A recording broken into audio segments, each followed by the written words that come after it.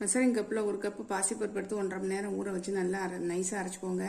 அதில் 1/4 கப்பு அரிசி மாவு, ஒரு கப்பு வெல்லத்தை நல்லா கரைச்சி வடிகட்டிக்கோங்க.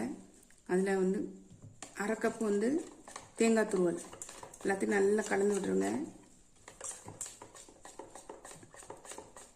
இதில் ஏலக்காய் ஒரு பிஞ்சு, ஆப்ப சோடா ஒரு பிஞ்சு எல்லாம் கலந்து விட்டால் அந்த மாவு ரெடி ஆயிடுச்சு. நம்ம இப்போ பணியாரம் ஊற்றிடலாம். நல்லா வெந்துருச்சு பாருங்கள். சுத்தியிலாம் நல்லா இதாகிடுச்சு. நம்ம இப்போ இதை திருப்பி போட்டுடலாம்.